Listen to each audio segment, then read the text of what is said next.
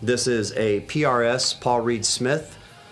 This is called a Custom 24 signature model. The 24 stands for 24 frets. This is called the Marshall Bluesbreaker, and this is a 1962 reissue.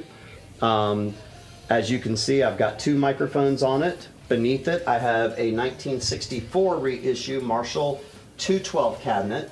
There are two 12-inch speakers in the amplifier itself. There are two 12-inch speakers in the cabinet below it. I have one microphone on the top cabinet and one microphone on the bottom. They are the exact same matching microphones. They are Shure SM57s. They're the most pretty much common recording mic there is. Still the top rated mic for a guitar amp recording, live recording.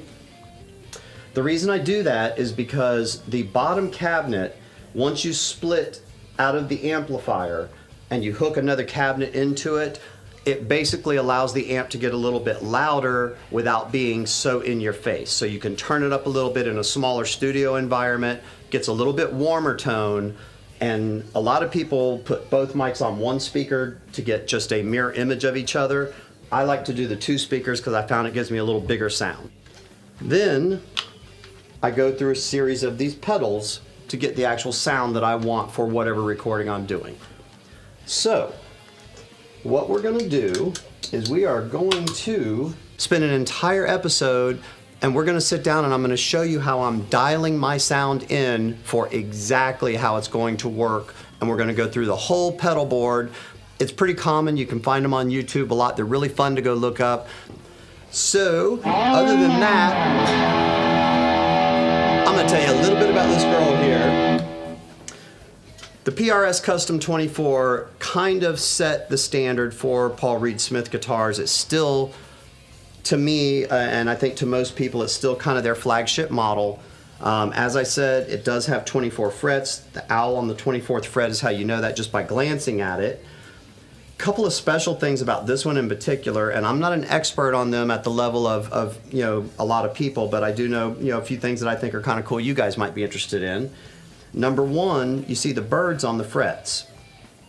These birds are very significant, and what they are is Paul Reed Smith, the man that started this company, apparently his mother was a bird watcher, and she took him and his brother out, and she was very adamant about them learning all the birds, and she was very much into these birds, and so that was a huge part of his life. So when he made his first guitar, in homage to his mother, he put birds on the neck, on the frets, and he chose different birds for every fret, and the birds are also in positions and in flight and in motion that is relative to where they are on the fretboard.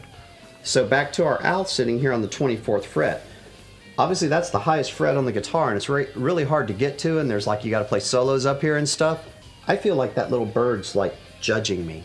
I feel like he's staring at me every time I come up to that 24th fret. A couple of other things I like about this guitar, everything I like about this guitar, but a couple of other really cool things. I don't know if you can see or not, but the knobs are recessed just a little bit, and it's just slight enough to make it totally comfortable with the cut here for your hand. And I do a lot of volume knob work with my whammy bar and opening and closing the volume knob to get certain effects, and it makes it so much easier.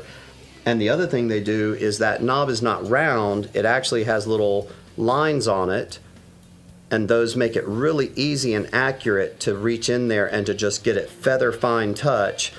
It looks super cool, and it almost has this retro kind of 60s, 70s, 50s almost radio look to it. The Floyd Rose tailpiece, like I said, is a standard for me.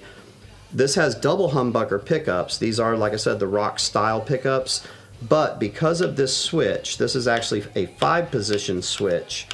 This switch allows me to split these so that I can literally turn the switch, and instead of having this together working as one, getting a real crunchy sound, I can split them to where it works as two singles, and it gets that same kind of bitey sound that the Fender does, which I'll show you.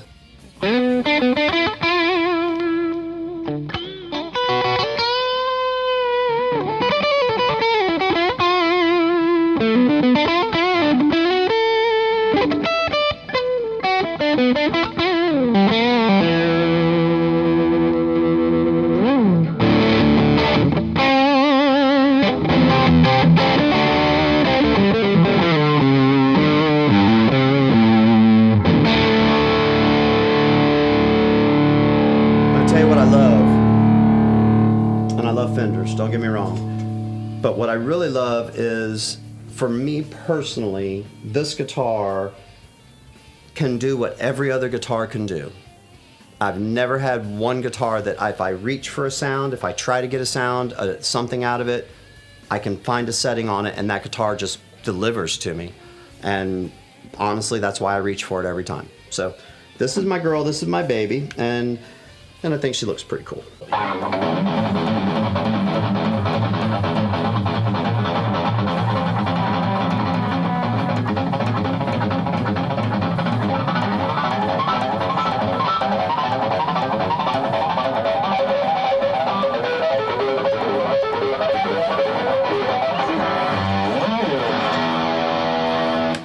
Oh my goodness, I can't believe how much I love this piece of wood. But guys, thank you for being here. Thank you so much for tuning in every single week. We have some really special stuff coming up. Wait a sec. I think you know what the music means. It's time already to wrap this puppy up.